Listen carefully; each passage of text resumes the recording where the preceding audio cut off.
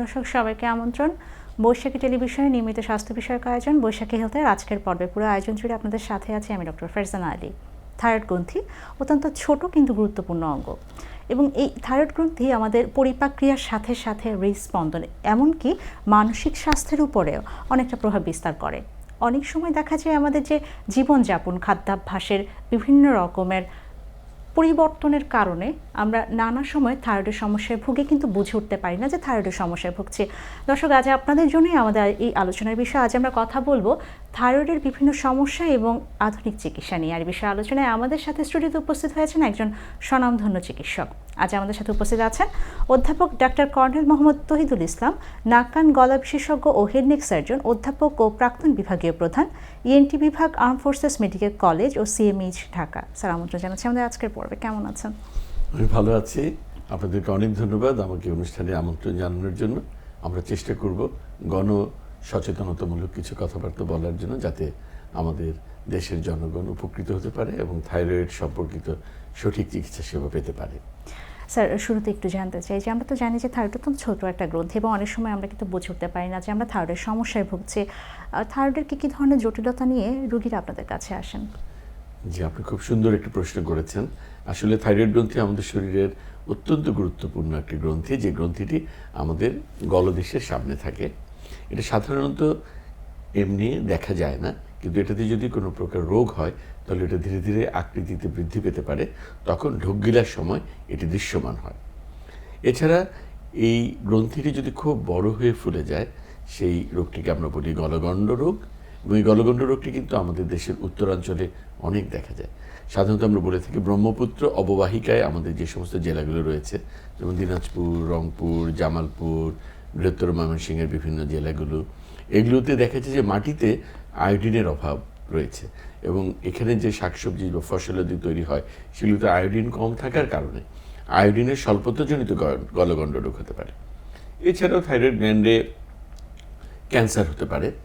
এর মধ্যে papillary carcinoma of the thyroid gland সবচেয়ে বেশি হয়ে থাকে। ফলিকুলার কার্সিনোমা হতে পারে এবং অন্যান্য বিভিন্ন রকমের ক্যান্সার ডেভেলপ করতে পারে। সেগুলোর ক্ষেত্রেও দেখা যায় যে থাইরয়েড গ্ল্যান্ড হয়তো খুব বেশি বড় হয় না, ছোট্ট একটু বড় হয়, কিন্তু এর মধ্যে থাইরয়েড ক্যান্সারের বিভিন্ন প্রকার রোগের বৈশিষ্ট্যগুলো বিদ্যমান থাকে। স্যার, আপনি কিন্তু কারণ প্রসঙ্গে বলছিলেন যে গলগণ্ড, আমরা যেটাকে বলি যে থাইরয়েডের খুবই কমন একটা রোগ গলগণ্ড।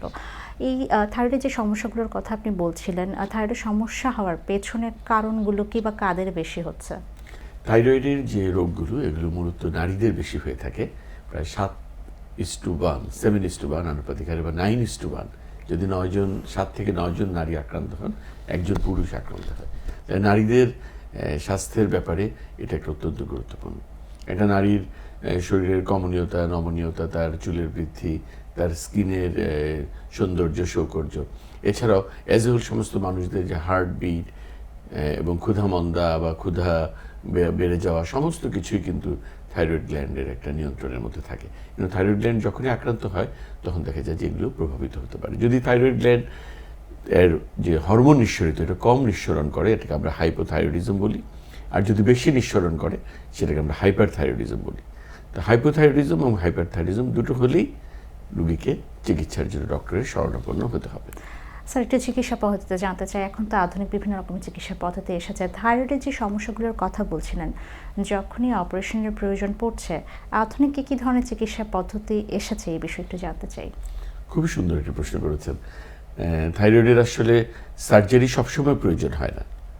আমরা থাইরয়েডের সবচেয়ে যে বেশি প্যাথোলজিটা সার্জনরা পেয়ে থাকি বা নাক কান গলা রোগ বিশেষজ্ঞরা পেয়ে থাকি, সেটা হচ্ছে মাল্টিনোডুলার গয়টার। মাল্টিনোডুলার গয়টার হলেই যে অপারেশন করতে হবে তা নয়। যদি এটি খুব বৃহৎ আকৃতির হয়ে যায়, যেটা সামনের খাদ্যনালীকে চাপ দিচ্ছে, এর ফলে খেতে কষ্ট হচ্ছে, অথবা শ্বাসনালীতে চাপ দিচ্ছে, তার শ্বাস নিতে কষ্ট হচ্ছে, অথবা এখানে কথা বলার জন্য গলার পাশে দুটো নার্ভ থাকে, রিকারেন্ট ল্যারিঞ্জিয়াল নার্ভ, এগুলোর উপরে যদি প্রেশার পড়ে, তখন যদি গলার স্বর বসে যায়, যেটাকে আমরা স্বরভঙ্গ রোগ বলে থাকি, এরকম যদি হয়, সেই ক্ষেত্রে, অথবা যদি রুগী বলে যে আমি কসমেটিক্যালি এটাকে অ্যাগ্রি করতে পারছি না, আমার সৌন্দর্যকে ব্যাহত করছে, আপনি এটা অপারেশন করে দেন, এই সমস্ত ঘটনাগুলি যখন সামনে আসবে তখনই আমরা মাল্টিনোডুলার গয়টারের সার্জারির ব্যাপারটা বিবেচনা করব।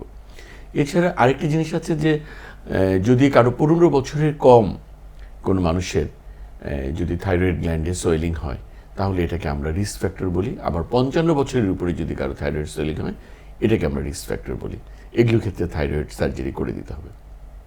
এছাড়াও থাইরয়েডের যে আকৃতি কতটুকু এটা বৃদ্ধি পেয়েছে, যদি 4 সেন্টিমিটারের বেশি বর্ধিত হয়ে থাকে তাহলে এটা সার্জারি করে দিতে হবে। আর অন্যান্যগুলোকে কিন্তু আমরা সার্ভেলেন্সে রাখবো, বলে অ্যাক্টিভ সার্ভেলেন্স, অর্থাৎ আমরা রুগীটাকে ফলো আপের মধ্যে রাখবো, যেটা বেড়ে যাচ্ছে কিনা, শক্ত হয়ে যাচ্ছে কিনা, এর মধ্যে ব্যথা হচ্ছে কিনা, তার কণ্ঠস্বরে পরিবর্তন আসছে কিনা, তার কোনো নেক নোড বা কোনো আলাদা গ্রন্থি ফুলে উঠছে কিনা ওইটার সাথে, সেই সাথে তার খেতে কষ্ট হচ্ছে কিনা, তার কথা বলতে কষ্ট হচ্ছে কিনা, এই জিনিসগুলো আমরা সার্ভেলেন্সের মধ্যে রাখবো। যদি এগুলোর ঘটনা ঘটে সেক্ষেত্রে আমাদের সার্জারিতে যেতে হতে পারে।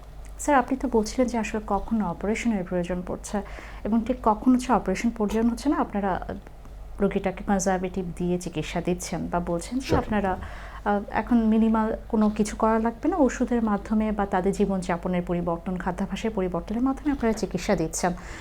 যে সকল রোগীদের আপনি বলছিলেন যে অপারেশনের প্রয়োজন পড়ছে, সেই রোগীদের ক্ষেত্রে আসলে আমি একটু জানতে চাই যে মিনিমাল ইনভেসিভ সার্জারি এখন সবাই চায়, থাইরয়েডের অপারেশনের ক্ষেত্রে আসলে কি ধরনের মিনিমাল ইনভেসিভ সার্জারি সম্পৃক্ত হচ্ছে বা আধুনিক চিকিৎসা পদ্ধতি সম্পৃক্ত হচ্ছে? অত্যন্ত চমৎকার একটা প্রশ্ন করেছেন। এই প্রশ্নটার মাধ্যমে আমরা মনে হয় আমাদের দেশের জনগণকে একটা তথ্য পৌঁছে দিতে পারবো যে আধুনিক বিশ্বে বর্তমানে একটা লেটেস্ট সর্বাধুনিক সার্জারির প্রচেষ্টা চলছে এবং এটা দ্রুত জনপ্রিয় হয়ে উঠছে, যেটা বাংলাদেশেও আমরা শুরু করেছি এবং এই সার্জারিটা জনগণরা অনেকেই গ্রহণ করছে। সেটা হচ্ছে যে trans oral endoscopic thyroid surgery through vestibular approach.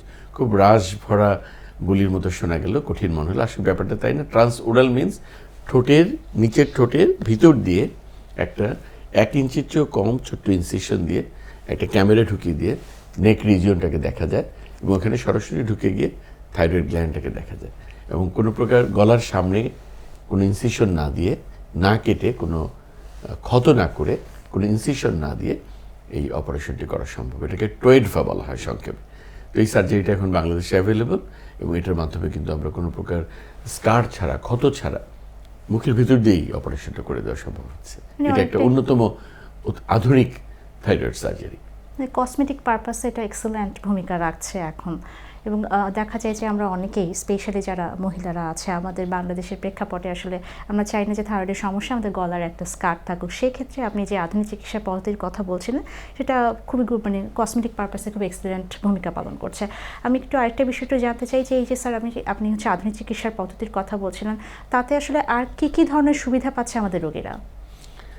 এই টোয়েডভা সার্জারির মাধ্যমে একদিকে তো কসমেসিসটা মেনটেন হচ্ছে, যে স্কারবিহীন একটা সার্জারি। আর এখানে একটা জিনিস না বললেই নয় যে আমরা যারা এশিয়ানরা আছি আমরা কিন্তু একদম ফেয়ার স্কিন না, আমরা অনেকটা শ্যামলা কালার, আমাদের স্কিনের মধ্যে মেলানিন পিগমেন্টেশন থাকে, এই জন্য আমাদের স্কার মার্কগুলো দেখা যায় যে একটু বেশি প্রমিনেন্ট হয় এবং অনেকের ক্ষেত্রে কেলোয়েড নামে একটা কমপ্লিকেশন ডেভেলপ করে, যেটা হচ্ছে যে স্কার মার্কগুলো মোটা হয়ে যায় এবং ওগুলো দেখা যায় যে সহজে যেতে চায় না, এগুলো আবার কেটে ফেলতে হয় বা ইন্ট্রাডার্মাল স্টেরয়েড ইঞ্জেকশন দিয়ে এগুলো চিকিৎসা করতে হয়, যেটা অবশ্যই রোগীদের জন্য একটা আলাদা বাড়তি ঝামেলাপূর্ণ চিকিৎসা ব্যবস্থা। তো এই জিনিসগুলোকে আমরা অ্যাভয়েড করতে পারছি, যেহেতু স্কার হচ্ছে না এই কমপ্লিকেশনগুলো হবে না। এছাড়াও আরেকটা চমৎকার ব্যাপার হচ্ছে যে এই সার্জারি করতে গিয়ে খুব অত্যাধুনিক ক্যামেরা ব্যবহার করা হচ্ছে, যেটাতে ম্যাগনিফাইড প্রায় 30 গুণ 35 গুণ বড় একটা ফিল্ড আমরা দেখতে পাচ্ছি এবং সেই ফিল্ডের মধ্যে দেখে যেভাবে ল্যাপারোস্কোপিক কোলিসিস্টেক্টমি করা হয়, গলব্লাডারের সার্জারি এরকম বড় একটা স্ক্রিনে দেখে যখন অপারেশনটা করা হচ্ছে, তখন এই সার্জারির সাথে রিলেটেড যে স্ট্রাকচারগুলো, যেমন রিকারেন্ট ল্যারিঞ্জিয়াল নার্ভ বা সুপিরিয়র ল্যারিঞ্জিয়াল নার্ভ, যেটা দিয়ে আমরা কথা বলি, তারপরে প্যারাথাইরয়েড গ্ল্যান্ড, যেটা থাইরয়েড গ্ল্যান্ডের পাশে থাকে, যেটার মাধ্যমে আমাদের শরীরের ক্যালসিয়ামের মেটাবলিজম বা বিপাক প্রক্রিয়া নিয়ন্ত্রিত হয়, এগুলোকে অনেক বড় বড় দেখা যায়, সুস্পষ্টভাবে দেখা যায় এবং সহজেই এগুলোকে প্রোটেক্ট করা সম্ভব হয়, ইনজুরিটা অনেকটাই হচ্ছে রক্ষা করা সম্ভব হয়।